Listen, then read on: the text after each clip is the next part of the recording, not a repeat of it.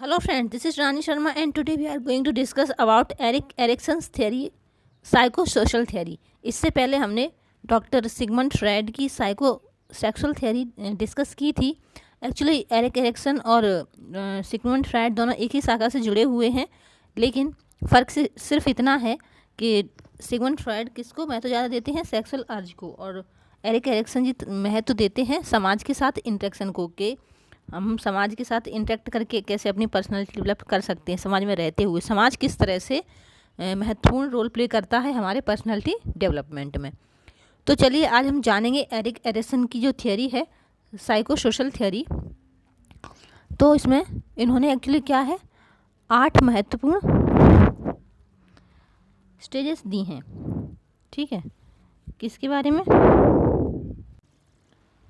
महत्वपूर्ण स्टेज दी हैं कि मनुष्य का विकास कैसे होता है। एक्चुअली अब ज़्यादातर लोगों ने एडल्टहुड तक ही स्टेजेस दी हैं, लेकिन ये जो एरिक एरिक्सन जी हैं, इन्होंने क्या किया है, पूरे जीवन पर ही, जन्म से लेकर मृत्यु तक आदमी का विकास कैसे कैसे होता है, किस किस अवस्था में होता है, पूरे जीवन को ही 8 स्टेज में बता दिया है। लेकिन हमें सिर्फ 5 स्टेज ही हैं पढ़नी हैं, जो कि एग्ज़ाम में पूछी जाती हैं। लेकिन वैसे ये अगर अपनी लाइफ के बारे में जानना है, काफ़ी इंटरेस्टिंग थियरी है, तो हम सारी स्टेज के बारे में जान लेंगे, वैसे भी काम आती रहेगी। तो पहली बात तो ये कि जो एरिक एरिक्सन जी हैं, इन्होंने ये सिद्धांत दिया, मनोसामाजिक विकास का सिद्धांत जो है, साइकोसोशल थ्योरी, इनकी थ्योरी का नाम ये है, मनोसामाजिक या फिर साइकोसोशल थ्योरी। ठीक है। दूसरी बात, ये जर्मन अमेरिकन इसलिए कहे जाते हैं क्योंकि जर्मन में इनका जन्म हुआ था और अमेरिका में ये पले बड़े थे, या इनकी पढ़ाई लिखाई अमेरिका में हुई, इसलिए ये जर्मन अमेरिकन साइकोलॉजिस्ट कहलाते हैं। ठीक है। और साइको एनालिस्ट से, मनोविश्लेषणवाद से जुड़े हुए हैं। डॉक्टर सिगमंड फ्रायड भी इसी से जुड़े हुए थे, और ये दोनों ही एक ही शाखा से जुड़े हुए हैं, जिसका नाम है साइको एनालिस्ट, यानी मनोविश्लेषणवाद। ठीक है। और इन्हें जो जाना ज़्यादा है महत्वपूर्ण, वो है आइडेंटिटी क्राइसिस,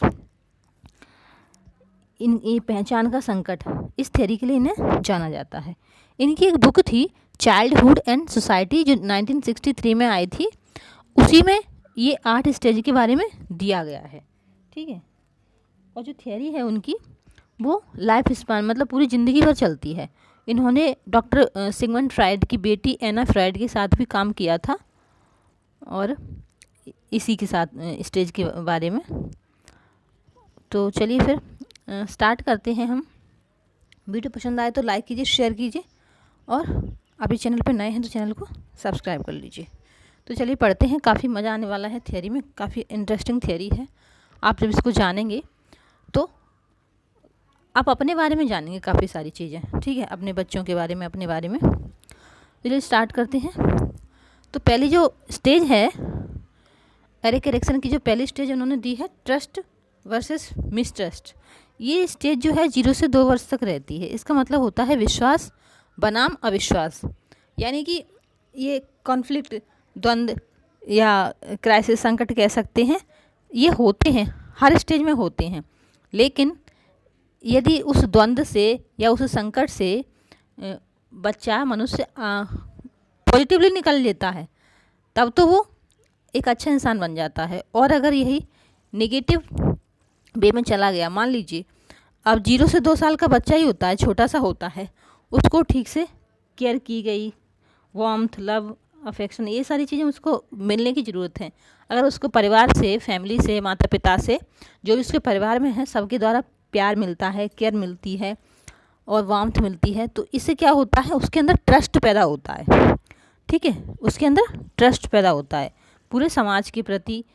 और यदि यही उसको, मान लीजिए, ये सारी चीज़ें ना मिलती हैं, इसके उल्टा होता है, कोई केयर ही नहीं करता है, बच्चा पड़ा है ऐसे ही और ध्यान नहीं दे रहा है, ऐसे ही रो रहा है तो रो रहा है, पॉटी सुसु किए हुए पड़ा है, टाइम से दूध, मतलब जो चीज़ें टाइम से नहीं होती हैं, ठीक से केयर नहीं की जाती है, तो इसका मतलब क्या होता है, बच्चे के अंदर मिसट्रस्ट पैदा हो जाता है, यानी कि बच्चा समाज पे विश्वास नहीं कर पाता है, उसके अंदर मिसट्रस्ट पैदा हो जाता है, और फिर वो एक अच्छा इंसान नहीं बन पाता है। ठीक है।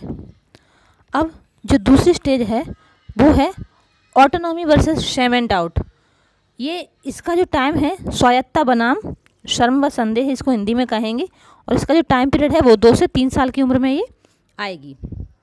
इसमें क्या होता है, एक्चुअली टॉयलेट ट्रेनिंग दी जाती है, ठीक है, बच्चे को खुद से करने दिया जाता है। 2 से 3 साल में यदि बच्चा कुछ कुछ काम करने लगता है ना, तो उसको अपने आप से करने दीजिए। मान लीजिए वो दूध पी रहा है, अपने हाथ से गिरा दिया उसने, तो कोई बात नहीं, डांटिए मत। कुछ काम वो करना चाह रहा है, वो ख़राब तो करेगा ही शुरू में, लेकिन उसको करने दीजिए। इससे क्या है, यदि आप उसको करने देंगे और उसको डांटेंगे नहीं कि तुमने ये क्यों कर दिया, ऐसा क्यों कर दिया, तो उसके अंदर फ्रीडम आएगी, और फ्रीडम से कॉन्फिडेंस आएगा उसके अंदर, जिससे एक वर्च्यू है विल, वो उत्पन्न होगी उसके अंदर, और वो लाइफ में पॉजिटिव चीज़ें करेगा, ठीक है। समाज के प्रति उसके दिल में खुद की सेल्फ कॉन्फिडेंस भी उसका बढ़ेगा। और यदि आप शुरू में ही उसको डांट देंगे कि तुमने ऐसा क्यों कर दिया, तो उसे या तो शर्म और डाउट के मतलब शेम एंड डाउट उसके अंदर पैदा हो जाएगा कि भाई मैं ये काम करूं, कहीं गलत हो गया तो मम्मी डांटेंगी, तो या तो वो छुपाने लगेगा, चुपचाप से करने लगेगा, उसका करने का मन होगा तो, और नहीं तो फिर शर्म फील करेगा तो कर ही नहीं पाएगा, ठीक है। तो इसलिए उसको क्या है, फ्रीडम देनी चाहिए, आज़ादी देनी चाहिए, कोई बात नहीं तुम कर लो। हाँ, एक चीज़ है, उसको गाइड करते रहना चाहिए कि हमारे सामने कर लो, ठीक है, कैसे करते हो, गलत तरीके से करो तो उसका तरीका हम सही बता देंगे। टीचर के लिए यही ज़रूरी है, बच्चे को, टीचर हों पेरेंट्स हों, ये थ्योरी पढ़ने का मतलब ही ये है कि इस उम्र में बच्चे का स्वभाव ऐसा होता है, तो हमें किस तरह से उसे गाइड करना है वो सब जानना। नेक्स्ट है इनिशिएटिव वर्सेस गिल्ट, यानी पहल बनाम हीनता। ये क्या है, 3 से 5 साल की उम्र है, तो इसमें क्या है, इसको प्ले एज भी कहा गया है। और पर्पस क्या होता है इसका, इनिशिएटिव अपॉर्चुनिटी। बच्चे को 3 से 5 साल की उम्र में यदि अपॉर्चुनिटी दी जाए तो वो मतलब पहल करता है खुद से कि मैं ये काम कर सकता हूँ, और उसको अपॉर्चुनिटी मिलती है तो वो काम करना सीखता है, करता है। लेकिन यदि वही उसको अपॉर्चुनिटी ना मिले, तो क्या होगा, उसके अंदर गिल्ट पैदा हो जाएगी, ठीक है, हीनता आ जाएगी। मान लीजिए उसको एक्चुअली स्कूल में हैं आप, ठीक है, टीचर हैं, और आप बच्चे को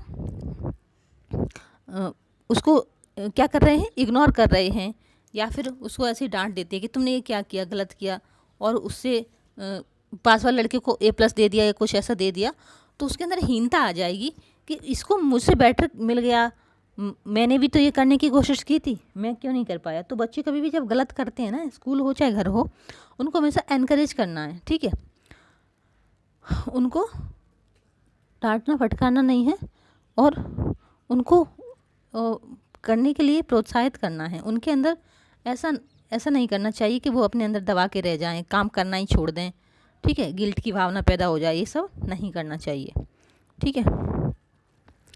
दूसरा है इंडस्ट्री वर्सेस इन्फीरियोरिटी। इसका मतलब होता है उद्योग बनाम हीनता, या फिर कह सकते हैं कि दूसरों से खुद को कमतर आंकना, ठीक है।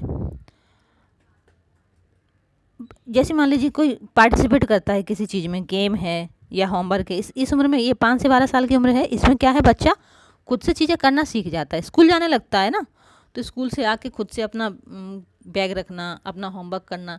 यदि बच्चा खुद से कर रहा है तो उसको हमें और प्रोत्साहित करना चाहिए कि हाँ करो, ठीक है, और उसको करने देना चाहिए। ऐसा नहीं है कि नहीं बेटा तुम रहने दो, ये हम कर देते हैं। इससे क्या होगा, यदि आप उसको खुद करने देंगे ना, तो उसके अंदर इंडस्ट्री की वैल्यू आएगी। लेकिन यदि आप नहीं करने देंगे उसको, तो उसको फिर वो इन्फीरियरिटी में चला जाएगा, और फिर उसको बाद में भी बहुत दिक्कत होगी, ठीक है। एक तरह से कहा जाए तो एरिक एरिक्सन की जो थियरी है उसमें ये पॉजिटिव एस्पेक्ट है और ये नेगेटिव एस्पेक्ट है। मान लीजिए बच्चे में यदि ये फर्स्ट वाला पैदा हो जाता है इंडस्ट्री, और सेकंड वाला पैदा हो गया तो ये इन्फीरियरिटी, ये मतलब नेगेटिव है। जो वर्सेस लगा हुआ है ना, इसका मतलब यही है कि बच्चे को यदि अच्छा इंसान बनना है, समाज में एक अच्छा ह्यूमन बीइंग बनना है, तो उनके अंदर ये चीज़ें फर्स्ट वाला हमें डेवलप करना है बजाय सेकंड के। नहीं तो सेकंड वाले में चला जाएगा। यदि समाज के प्रति उसे ट्रस्ट नहीं रहा, भरोसा नहीं रहा, तो इसलिए हमें क्या करना है, बच्चे को पार्टिसिपेट करने देना है। किस में? कुछ भी करे वो, स्कूल जाता है चाहे गेम्स हो, ठीक है, कोई नई चीज़ हो या घर में भी हो, घर में आके होमवर्क करे, तो इससे क्या होगा, उसके अंदर एक वर्च्यू, कॉम्पिटेंस नाम की वर्च्यू पैदा होगी। ठीक है, ये स्कूल एज है एक्चुअली। फिर ये बहुत महत्वपूर्ण है और ये लास्ट भी है। हमें टीचिंग के अनुसार देखा जाए कि हमारी टीचिंग में जो पूछा जाता है तो उसके लिए ये लास्ट भी है, आइडेंटिटी वर्सेस रोल कन्फ्यूज़न। ये क्या है, इसकी एज है 12 से 18 साल, इसको एडल्टहुड भी कहते हैं हम। तो ये बहुत मुश्किल समय होता है। जब हमने डेवलपमेंट पढ़ा था, डेवलपमेंट एंड ग्रोथ, उसमें भी देखा था। और इससे पहले जो था चौथा, ये 5 से 12 साल की उम्र जो थी, इसको किसने, सिगमंड फ्रायड ने लेटेंसी स्टेज भी कहा था। ठीक है, इस उम्र में स्कूल वर्क में बच्चा बिजी हो जाता है। तो आइडेंटिटी क्राइसिस के लिए ही एरिक एरिक्सन जाने जाते हैं। ठीक है, पहचान वृद्धि। इस उम्र में क्या है, बच्चा समझ नहीं पाता है मैं क्या हूँ, मुझे क्या करना है अपने करियर के बारे में, क्योंकि एडोलसेंस की उम्र चल रही होती है, तो वो कंफ्यूज रहता है, कन्फ्यूजन रहता है। कोई कहता है ये करो, कोई कहता है वो करो, तो वो समझ नहीं पाता है। ठीक है, तो इसलिए इस उम्र में खुद को आइडेंटिफाई करना बहुत ज़रूरी है, और अच्छे से आइडेंटिफाई कर पाता है तो उसमें आइडेंटिटी यानी पहचान की जो वर्च्यू है वो आ जाती है और कन्फ्यूज़न नहीं रहता है। ठीक है, रोल कन्फ्यूजन नहीं रहता है कि भाई मुझे क्या करना है क्या नहीं करना है। ठीक है, फिर और ज़्यादा महत्वपूर्ण नहीं है, लेकिन उनको हम सब एक साथ ही देख लेते हैं। 8 स्टेजेस हैं, इसलिए यदि एक निमोनिक की तरह याद किया जाए, टाई 3G करके याद कर सकते हैं। नहीं तो फिर आप अपने अनुसार जो भी आसान लगे आप उसे नया निमोनिक बना सकते हैं। नहीं तो ये आसान है, टाई 3G ई। तो अब ये सारी एक साथ देख लेते हैं। पहली कौन सी है, ट्रस्ट वर्सेस मिसट्रस्ट। ये 0 से 2 साल के उम्र में आती है, और यदि ये पॉजिटिवली आपने बच्चे को अच्छे से केयर किया, लव वार्मथ दिया, तो उसके अंदर एक वर्च्यू है होप, वो पैदा होगी। ठीक है, दूसरी है autonomy versus shame and doubt. ये 2 से 3 साल की उम्र में है, तो इसमें भी बच्चे का यदि ठीक से टॉयलेट ट्रेनिंग वगैरह हो गई, उसको खुद से थोड़ा थोड़ा काम करना आ गया, उसको आपने थोड़ा सा महत्व दिया बच्चे को, तो उसके अंदर एक विल पावर वर्च्यू, विल नाम की वर्च्यू है, वो आएगी।